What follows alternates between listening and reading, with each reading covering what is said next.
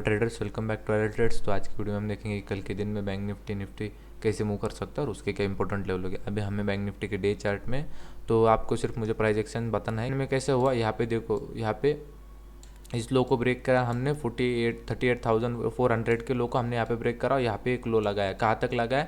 35,200 के आसपास यहाँ तक हमने लो लगाया। पर आप अगर ठीक से देखो यहाँ पे, और ये जो हमारे साइकोलॉजिकल लेवल है 36,000, यहाँ पे देखो 36,000, ये एक साइकोलॉजिकल लेवल है। और मैंने आपको कहा भी था 36,000 और 35,000, ये देखो 35,200, यहाँ पे एक अच्छा खासा सपोर्ट जोन है। आप अगर ठीक से देखोगे ना, आप आगे बैंक निफ्टी को ठीक से देखो, ये यहाँ पे हमने एक गैप दिया, इतना बड़ा गैप देने के बाद हमने क्या करा, यहाँ पे देखो एक रेड कैंडल, ये red candle, red candle, green candle, green, red, red, green.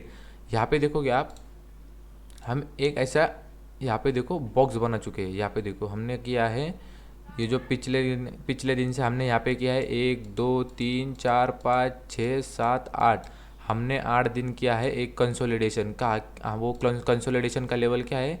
ऊपर में आ रहा है 36,800 और नीचे में आ रहा है 35,500 और उसके बीच में हमारा साइकोलॉजिकल लेवल आ रहा है 3600। ध्यान से सुनो ट्रेडर्स, एनालिसिस 3600 हमारा साइकोलॉजिकल लेवल आ रहा है। अभी हम देखेंगे यहाँ पे देखो 36,000 और यहाँ पे देखो आज के दिन में ये एक बार टेस्ट हुआ, वहाँ से यहाँ पे देखो, वहाँ से उसको टच करा और डायरेक्टली शार्प सेलिंग देखने को मिली। यहाँ पे भी इसको टच करा, शार्प सेलिंग देखने को मिली। यहाँ पे भी उसने टच करा, शार्प सेलिंग देखने को मिली। मतलब 36,800 के ऊपर ऐसे ही बायर्स को ऊपर जाने नहीं देंगे सेलर्स। और अगर आप पीछे में ठीक से देखोगे ना, ये जो लेवल है ना, ये 36,000, ये देखो ये 36,000, ये उसके नीचे में 35,500 और उसके ऊपर में यहाँ पे देखो 37,000, उसके नीचे में यही 36,000। ये देखो इसको ये इस जोन में कंसोलिडेट करके मार्केट ऊपर गया है। यहाँ पे देखो 36,500, इस जोन में मार्केट कंसोलिडेट करके ऊपर गया है। तो ये यहाँ पे ध्यान रखो, इसी जोन में अभी हम ट्रेड कर रहे हैं और उसी जोन में हमने क्या किया है, कंसोलिडेट किया है। ऊपर में रेंज आ रही है 36,800 और नीचे में जोन आ रहा है 35,500 के आसपास यहाँ पे। तो यहाँ पे देखो हमने एक कंसोलिडेट किया है। और अब आप ठीक से देखोगे, ये लो लगा है हमने 35,200 के आसपास, हमने ये लो लगाया। ये लो लगाने के बाद हम ऊपर गए, ऊपर आने के बाद यहाँ पे नीचे आए। अभी ये बनेगा प्राइस एक्शन ऊपर के साइड में। मैंने क्या कहा था, इस लो को ब्रेक करना चाहिए, नहीं तो नहीं ब्रेक करेगा तो यहाँ पे एक बेस क्रिएट कर लेगा, ऊपर जाएगा फिर से नीचे आएगा, फिर इसको ब्रेक नहीं करेगा, फिर से ऊपर जाएगा, फिर से ऊपर में भी ब्रेक नहीं करेगा, फिर से नीचे आएगा। तो अभी यहाँ पे एक चैनल बनेगी और चैनल बनने के बाद अगर इस चैनल को यहाँ पे देखो, अगर इस चैनल को इसने अप साइड में ब्रेक कर दिया तो यहाँ पे अपने को शॉर्ट कवरिंग देखने को मिल सकती है। यहाँ पे छोटे छोटे रेजिस्टेंस मिलेंगे। अभी हम डे चार्ट में है, डे चार्ट में आपने को कहाँ पे रेजिस्टेंस दिख रहा है, छोटा सा 38,500 के आसपास एक रेजिस्टेंस दिख रहा है। ऊपर के साइड में 40,000 41,000 के आसपास दिख रहा है। अभी डे चार्ट की बात कर रहा हूँ मैं। अगर इसको ये रेंज बनाता है और रेंज को अप साइड में ब्रेक करता है तो ये अच्छा खासा कंसोलिडेशन करने के बाद हमें यहाँ पे एक ऊपर में अच्छी खासी शॉर्ट कवरिंग देखने को मिल सकती है। यहाँ पे एक ही रेजिस्टेंस है 38,500 और 40,100 का। तो यहाँ पे ऐसा हम एनालिसिस करेंगे। और मैंने कहा भी था, अगर यहाँ पे ये बेस क्रिएट करेगा, अभी हम उसी सिचुएशन में, मैंने निफ्टी में भी समझा आपको, यहाँ पे मैंने इलाइट वेव के हिसाब से, और जो वेव 2 लगेगी शार्प, अगर उसका वेव 3 इसको ब्रेक कर देता है तो वेव 3 लगेगी बहुत नीचे में और बहुत शार्प लगेगी नीचे में। उसी में वेव 3 में ही मोमेंटम ज़्यादा होती है अगर वेव 2 शार्प होती है तो। ये इलाइट वेव का जो होता है फॉर मतलब थ्योरी होती है, उसके हिसाब से ये था। और ये हमने वेव 3 भी देखी है यहाँ पे, उसी के हिसाब से यहाँ पे देखो आए। यहाँ पे देखो, यहाँ पे सेम ऐसा प्राइस एक्शन बना है। अगर आप इसके छोटे टाइम फ्रेम में जाओगे, यहाँ पे सेम ऐसा प्राइस एक्शन बना है, शार्प अपसाइड की मूवमेंट आई, एक ऐसा प्राइस एक्शन बना अपसाइड का। अगर यहाँ से हम ट्रेंड लाइन लगे तो इसको ब्रेक करेगा तो यहाँ पे हमें शार्प मोमेंटम मिलेगी थर्ड वेव की। तो ये हमारी थर्ड वेव है, तो इसके हिसाब से हम यहाँ पे अभी ट्रेड कर रहे हैं। तो इसको अगर ये ब्रेक कर देगा 35,500, ओवरऑल व्यू बता रहा हूँ मैं आपको बैंक निफ्टी में कैसा रखना है। तो यहाँ पे देखो, ये लो का अगर ब्रेक करेगा तो हम यहाँ पे एक अच्छी खासी फिर से सेलिंग देखने को मिल सकती है। पर यहाँ पे देखो, इसने ये 8 दिन यहाँ पे इसने करा है कंसोलिडेशन, तो मतलब बायर्स इसको नीचे नहीं जाने देंगे, कहीं किसी भी कीमत में इसको नीचे नहीं जाने देंगे। इसको यहाँ पे सस्टेन करके रखेंगे इस लेवल के आसपास, 36,000 के आसपास इसको सस्टेन करके रखेंगे। और यहाँ पे भी देखो अच्छा खासा आज के दिन में भी बुलिश था, गैप अप ओपन हुआ, गैप अप ओपन होने के बाद अच्छा खासा आज के दिन में भी बुलिश था, बुलिश और ऊपर में ही जा रहा था। और जैसे उसने 36,800 को टच किया तो वहीं से थोड़ी जो सेलिंग थी वो चालू हुई है। अभी यहाँ पे देखो अभी इंटरडे में क्या करना है, आप समझ लो सिर्फ यहाँ पे एक 36,800 और यहाँ पे 35,500 की यहाँ पे एक रेंज बन चुकी है। अगर इसी बे रेंज में और 2 दिन रहा और 2 दिन रहने के बाद अगर अप साइड में ब्रेकआउट करेगा तो हमें अप साइड में बहुत अच्छी रैली देखने को मिलेंगी, और फिर से अगर नीचे में ब्रेक कर देता है तो हमारे फिर बहुत बड़े टारगेट ओपन हो जाएंगे।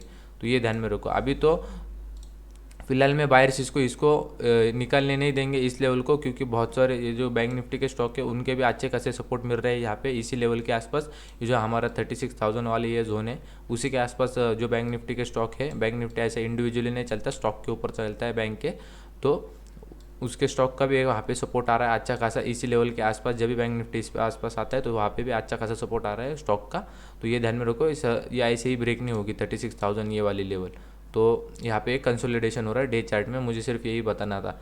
अभी ये कन्फर्मेशन कहाँ पे मिलेगा, कन्फर्मेशन हमें यहाँ पे मिलेगा जब भी 37,600 500 यहाँ पे देखो अगर ये ब्रेक हो जाएगा अप साइड में तो हमें यहाँ पे एक डायरेक्टली अप साइड की मूवमेंट दिखेगी 38,000 तक, और उसके ऊपर यहाँ पे दिखेगा 38,500 तक, उसके ऊपर में यहाँ पे दिखेगा आपको डायरेक्टली 40,000 40,100 यहाँ पे ऐसे हमारे लेवल्स ओपन होते जाएंगे ऊपर की साइड में। हमें पहले ये जो गैप था वो गैप के आसपास देखना है, मैंने वो उस दिन में भी कहा था कि हमें गैप के आसपास देखना है कि गैप के आसपास ये कैसे ट्रेड करता है तो हमें पता चलेगा। तो यही है 37,600 ये देखो 37,600, ये देखो 37,600, ये 37,800 और 38,000 ये लास्ट रेजिस्टेंस रहेगा। इसके ऊपर हम बैंक निफ्टी को बुलिश मानेंगे। ये जोन है एक, ये जोन में मैं आपको एक पर्टिकुलर एक लेवल नहीं बता सकता, ये यहाँ से कहीं पे भी आके ये रिवर्स कर सकता है, इसलिए मैं आपको एक जोन बता रहा हूँ। ये सिर्फ आपके ध्यान में होना चाहिए कि 36,000 यहाँ से भी रिवर्स हो सकता है, 37,800 यहाँ से भी रिवर्स हो सकता है, और अगर ये 38,000 को ब्रेक कर देगा तो पूरा अपसाइड में चला जाएगा फिर। तो ऐसा एक मैंने आपको बताया। अभी देखो इसकी क्लोजिंग हुई है 36,618 के आसपास यहाँ पे इसकी क्लोजिंग हुई है, और मैंने आपको कहा भी था 36,800, और मैंने टेलीग्राम पे भी डाला है कि 36,750 और 36,800 ये बहुत इंपॉर्टेंट लेवल है, यहाँ पे ध्यान रखो। तो जैसे मैंने यहाँ पे डाला है वहीं से देखो यहाँ पे थोड़ी सीलिंग आई है और जाते जाते थोड़ी यहाँ पे सीलिंग आई है। तो यहाँ पे देखो कल के दिन में हमें क्या करना है, जैसे अगर फ्लैट ओपन होके तो ये देखो 36,800 इसके अगर अंदर ओपन हो, मैं आपको क्या बता रहा हूँ यहाँ पे ध्यान रखो, 36,800 अगर इसके अंदर ओपन हो और अंदर ओपन होके समझो थोड़ा सा गैप अप भी हुआ, अगर इसके अंदर ओपन होके अगर इसको ब्रेक कर देगा 36,800 को ब्रेक कर देगा तो हमें ये जो गैप है ये गैप फिल होते हुए दिखेगा। जो हमारा गैप आ रहा है 37,400 और 500 का, ये जो हमारा यहाँ पे रेजिस्टेंस है यहाँ पे इसको ये फेस करेगा फिर, पर ये यहाँ तक जा सकता है अगर ये फ्लैट ओपन हुआ तो मतलब 36,800 के अगर ये अंदर ओपन हुआ, 36,800 के अंदर ओपन हुआ और यहाँ पे इसको क्रॉस कर रहा है तो हमें यहाँ पे एक अच्छा खासा अप ट्रेंड देखने को मिल सकता है। अगर ये इसके ऊपर ओपन हुआ तो हम ज़रा वेट करेंगे, अगर अच्छे से प्राइस एक्शन बनता है तो तभी हम बाय करेंगे, नहीं तो एक पुल बैक के लिए रुकेंगे। नीचे में आएगा 36,800 के आसपास ये सपोर्ट ले रहा है कि वो देखेंगे, नहीं तो 36,800 को अगर इसने अंदर के साइड में ब्रेक कर दिया तो हमारा जो सपोर्ट रहेगा वो ये क्लोजिंग रहेगी। जो क्लोजिंग दिख रही है अपने को 36,600 की, यहाँ पे एक अच्छा खासा सपोर्ट जोन दिख रहा है अपने को। समझ में आया ट्रेडर्स? अगर 36,800 के अगर अंदर ओपन होता है तभी हम इसको बाइंग के लिए प्रेफर करेंगे, अगर वो 36,800 को ब्रेक करेगा। अगर ये ऊपर में ओपन होता है 36,800 के गैप अप ओपन होता है ज़्यादा ही तो हम वेट करेंगे। अगर ये अपसाइड नीचे में आके इसको अगर सपोर्ट जैसा एक्ट करता है तो तभी हम बाई का सोचेंगे, नहीं तो अगर इसको क्रॉस कर देता है अंदर के साइड में तो 36,600 ये एक अच्छा खासा सपोर्ट जोन है। यहाँ पे सपोर्ट बना के ऊपर में गया है, आज के दिन में भी वहाँ तक आया और ऊपर में गया है थोड़ा सा, तो हम यहाँ पे नज़र रखेंगे।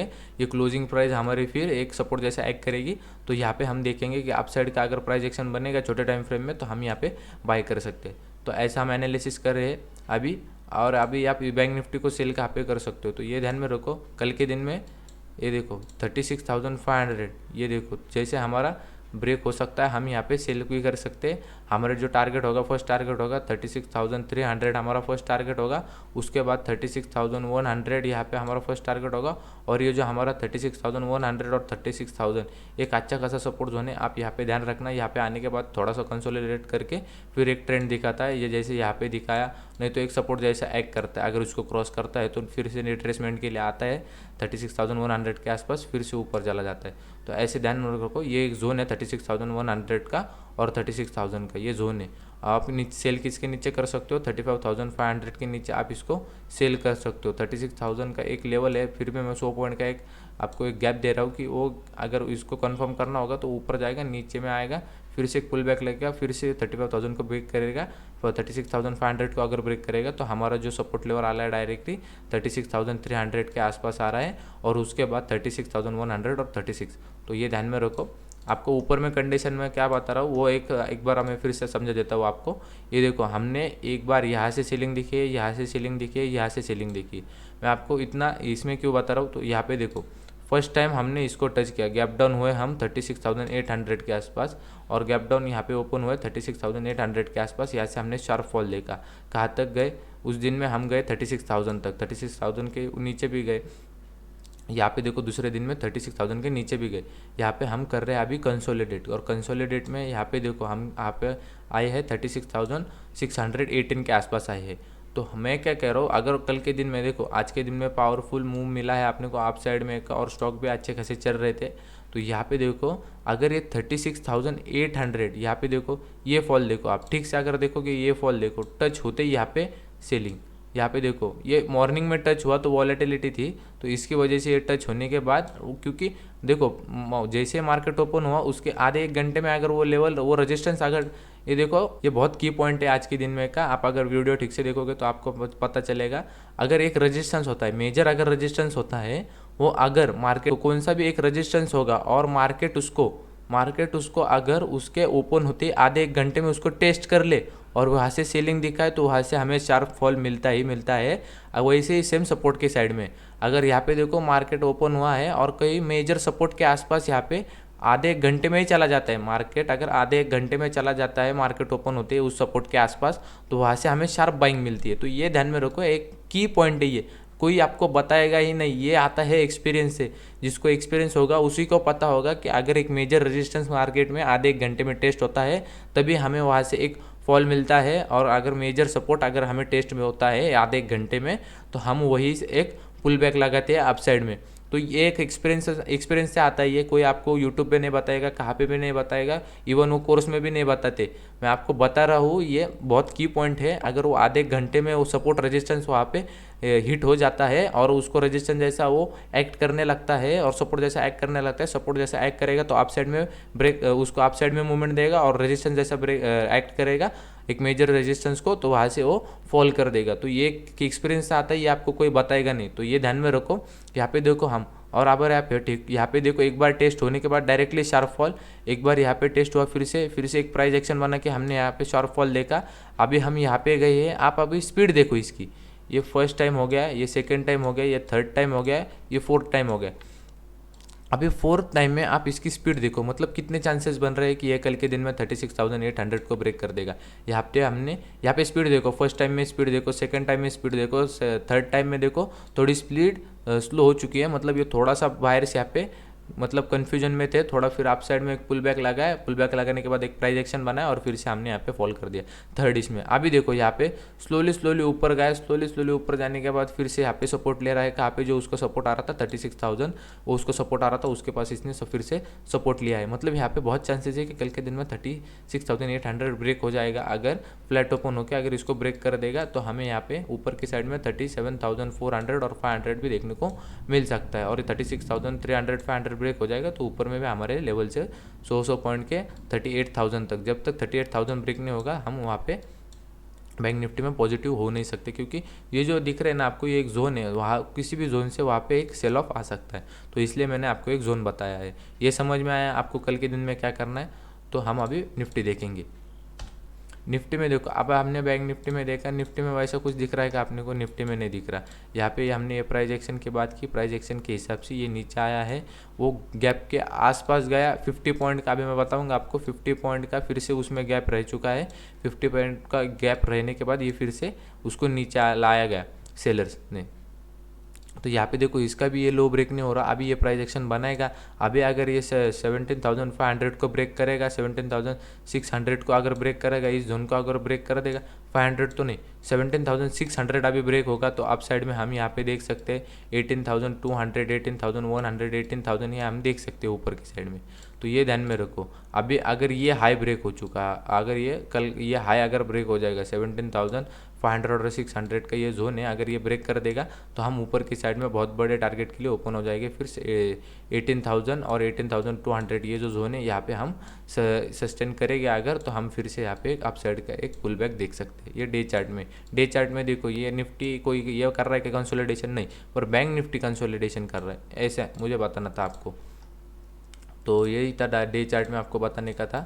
और यहाँ पे देखो हमने कहाँ पे क्लोजिंग दी है 17,176 के आसपास हमने यहाँ पे क्लोजिंग दी है। तो यहाँ पे देखो अभी हम क्या कर सकते हैं, जैसे ही कल के दिन में 17,300 ब्रेक होगा, 17,300 ब्रेक होगा तभी हम निफ्टी को बाय करेंगे। सेम कंडीशन है, अगर इसके ऊपर ओपन होता है 17,300 के ऊपर ओपन होता है तो हम वेट करेंगे एक प्राइस एक्शन बनने का, नहीं तो 17,300 एक बार सपोर्ट जैसा एक्ट होने का, तो फिर अगर ऊपर में क्रॉस करेगा तो हम यहाँ पे बाइंग करेंगे।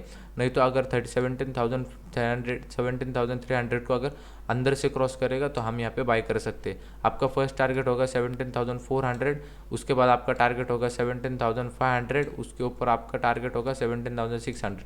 100 पॉइंट के टारगेट है, ये ध्यान में रखो। और जो मैंने आपका 50 पॉइंट का बोला, यहाँ पे देखो ये मार्केट क्लोज कहाँ पे हुआ था, उस दिन का मार्केट क्लोज हुआ था 17,550 के आसपास। यहाँ पे ये देखो ये जो प्राइस एक्शन बना है उसके हिसाब से इससे कहाँ तक गए 17,500, मतलब यहाँ पे देखो 50 पॉइंट का फिर से गैप रह चुका है, मतलब सेलर्स यहाँ पे एक्टिवेटेड है इस जोन में। ये पूरे के पूरे सेलर्स यहाँ पे एक्टिवेटेड है। ये जो 100 पॉइंट की रेंज है 17,600 और 500 की ये जो रेंज है, इसमें पूरे के पूरे सेलर्स एक्टिवेट है। यहाँ पे आने के बाद इसको सस्टेन नहीं किया जाता है, और यहाँ पे आने के बाद यहाँ पे सेलिंग देखने को मिलती है अपने को। तो ऐसे पर ये सेलिंग ने इस लो को तोड़ा है क्या? नहीं, ये जब तक ये लो ने टूटेगा 16,800 का, तब तक हम यहाँ पे एक नीचे वाली रैली नहीं देख सकते। मैंने क्या कहा था, हम अभी ऐसे जोन में है कि हम यहाँ से रिवर्स भी कर सकते हैं, नहीं तो फिर हम इस ट्रेंड को कंटिन्यू भी कर सकते हैं। तो हम अभी इस सिचुएशन में है, अभी जैसे ही हम इस सिचुएशन में थे हमें पता चलता है कि एक सडन लेवल ब्रेक हो जाएगी। वो सडन लेवल ब्रेक होने के बाद हमें पता चलेगा अभी हम यहाँ से ऊपर जा सकते हैं, और तो वही हमारा एक पोजीशन बिल्डअप वाला चांस होगा। तो जैसे ही कल के दिन में 17,300 ब्रेक होगा, आपका ऊपर में टारगेट रहेगा 17,400। 100 पॉइंट के टारगेट आ रहे ऊपर की साइड में, और अभी इसको आप सेल कहाँ पे कर सकते हो, जैसे कल के दिन में जैसे ही 17,100 ब्रेक हो जाएगा आप इसको सेल कर सकते हो। आपका जो फर्स्ट टारगेट रहेगा 17,000, ये आपका फर्स्ट टारगेट रहेगा। ये 17,000 ब्रेक हो जाता है तो आप सिर्फ स्टॉप लॉस सेल करना, तो आपका अच्छा खासा प्रॉफिट होगा। 17,100 के नीचे आप इसको सेल कर सकते हो। 17,100 के नीचे फर्स्ट टारगेट रहेगा 17,000, यहाँ पे आपका फर्स्ट टारगेट रहेगा। और इवन यहाँ पे 17,550 ये भी एक अच्छा खासा थोड़ा सपोर्ट जोन जैसा एक्ट कर सकता है। तो यहाँ पे ध्यान रख सकते हो आप 17,550 के आसपास, पर आप 17,100 के नीचे सेल कर सकते हो। वो प्राइस एक्शन बनाने के लिए देर लगेगा, और जैसे वो 17,000 ब्रेक करेगा हमें यहाँ पे अच्छा खासा फॉल देखने को मिल सकता है। पर हाई चांसेस है कि कल के दिन में 17,300 ब्रेक हो जाए और ऊपर में अपने को 100 पॉइंट के टारगेट मिले। तो ये ध्यान में रखो। बैंक निफ्टी कंसोलिडेट कर रहा है, पर निफ्टी कंसोलिडेट नहीं कर रहा, निफ्टी अच्छे से एक प्राइस एक्शन बना रहा है। अगर ये इस हाई को अगर 17,600 को ब्रेक कर देगा तो हम कंफर्म हो जाएंगे, फिर हम अपसाइड में जा सकते हैं। तो ये ध्यान में रखो। तो thank you for watching traders, thank you. Video पसंद आएगा तो मेक श्योर लाइक कर देना, और नए होगे तो सब्सक्राइब कर लेना, और नया वीडियो पसंद आएगा तो मेक श्योर लाइक कर देना। Thank you for watching.